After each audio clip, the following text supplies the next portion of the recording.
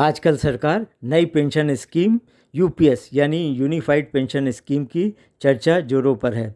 तो क्या यूपीएस के कारण ईपीएस 95 पेंशन का मुद्दा दब गया?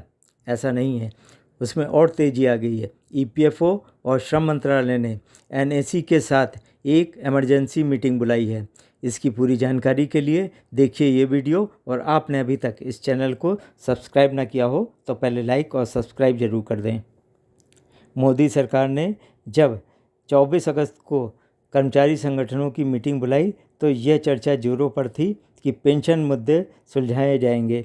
ओपीएस के साथ ईपीएस वाले भी बहुत आशान्वित थे, पर उसमें सिर्फ ओपीएस वालों की मसला हल करने की कार्रवाई हुई और यूपीएस लाई गई। इस स्कीम में दो लोगों की भूमिका बहुत महत्वपूर्ण थी। एक all India railway men's federation के जनरल सेक्रेटरी शिव गोपाल मिश्रा और दूसरे वित्त सचिव टीवी सोमनाथन। इन दोनों से एनएसी का अच्छा संपर्क है। मिश्रा जी ने एनएसी के नेताओं को पहले ही बता दिया था कि इस मीटिंग में ओपीएस का मैटर है, ईपीएस का नहीं, पर आपका मसला भी जल्द ही हल होगा। इसी तरह वित्त सचिव टीवी सोमनाथन जी ने 8 फरवरी 2022 को हाई लेवल मीटिंग करके मिनिमम पेंशन के इशू पर विस्तार से चर्चा की थी। उसमें वह प्रस्तावों के कई बिंदुओं पर सहमत थे। वह प्रस्ताव अभी भी विचाराधीन है। उसके बाद सोमनाथन जी ने 2 बार एनएसी के राष्ट्रीय नेताओं के साथ वार्ता की। उन्होंने श्रम मंत्रालय और ईपीएफओ को सुझाव दिए थे, पर ईपीएफओ द्वारा उस पर अभी तक अमल न करने से मिनिमम पेंशन के प्रस्ताव अभी भी लंबित पड़े हैं। जिस प्रकार उन्होंने यूपीएस पर मेहनत करके लागू करवाया, ईपीएस में भी वह जरूर सहायक सिद्ध होंगे। सरकार के यूपीएस पर निर्णय और ईपीएस को अनदेखा करने से देश भर के ईपीएस 95 पेंशनरों में आक्रोश बढ़ गया। पर आशा की एक किरण भी जागी कि शायद अब ईपीएस का नंबर भी आ जाए। इसलिए पिछले 2 दिनों में मैसूर, कानपुर, पीलीभीत आदि कई जगहों पर सभाएं हुई और आंदोलन को तेज करने की मांग उठी। आपको पिछले वीडियो में स्पष्ट बताया गया था कि यूपीएस लागू होते ही ईपीएफओ हरकत में आएगा और अगले हफ्ते ही वार्ता के लिए बुलाया जाएगा, क्योंकि एनएसी ने जो अल्टीमेटम दिया है उसकी अंतिम तारीख भी 31 अगस्त है, और यह बात सच साबित हुई।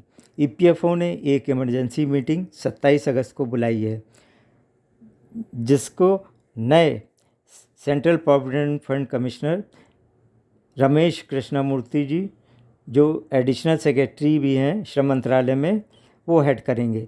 उन्हें सीपीएफसी का एडिशनल चार्ज दिया गया है।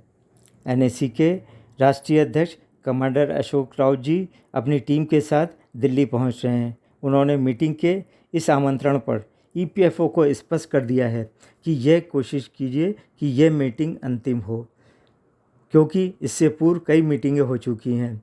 पेंशन बढ़ाने और मेडिकल सुविधा के प्रस्ताव तैयार कर पहले ही आपको दिए जा चुके हैं। बार बार केवल चर्चा करने से काम नहीं चलेगा। श्रम मंत्री भी इस मीटिंग के लिए बहुत इंटरेस्टेड हैं। विश्वस्त सूत्रों से पता चला है कि अब की ईपीएफओ पर बहुत दबाव है, क्योंकि ओपीएस का मसला सुलझ गया है, पर ईपीएस पर अब तक कुछ नहीं हुआ है, जिससे सरकार की किरकिरी हो रही है।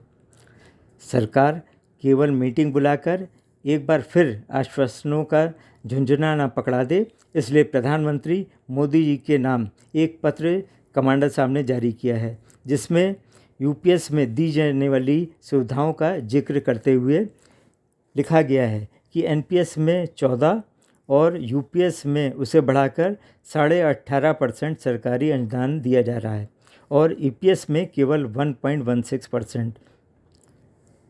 उसमें 10,000 मिनिमम पेंशन है और ईपीएस में केवल 1,000। यह भेदभाव क्यों? इसी प्रकार पत्र में अन्य मुद्दे भी उठाए गए हैं। एक और 27 अगस्त को ईपीएफओ मुख्यालय में राष्ट्रीय नेताओं के साथ मीटिंग होगी। वहीं एनएसी ने देश भर में ईपीएफओ के 27 अगस्त को होने वाले कार्यक्रमों निधि आपके निकट में एनएसी के पदाधिकारियों को पहुंचकर प्रधानमंत्री को दिए जाने वाले पत्र की प्रतिलिपि आरपीएफसी के माध्यम से पहुंचाने का निर्देश दिए हैं।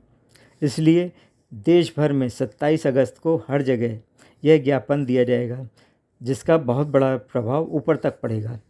अब मीटिंग में क्या क्या होता है यह देखना है। तुरंत कोई निर्णय की अपेक्षा करना बेमानी है, पर कोई ठोस कार्रवाई शुरू हो यह ज़रूर अपेक्षा है, ताकि जल्दी से जल्दी मिनिमम पेंशन और मेडिकल सुविधाओं पर कोई निर्णय लिया जा सके। आप भी अपने साथियों की हौसला अफजाई करें और यह मीटिंग निर्णायक बने, इसके लिए प्रार्थना करते हुए नीचे दी गई घंटी जरूर बजाएं।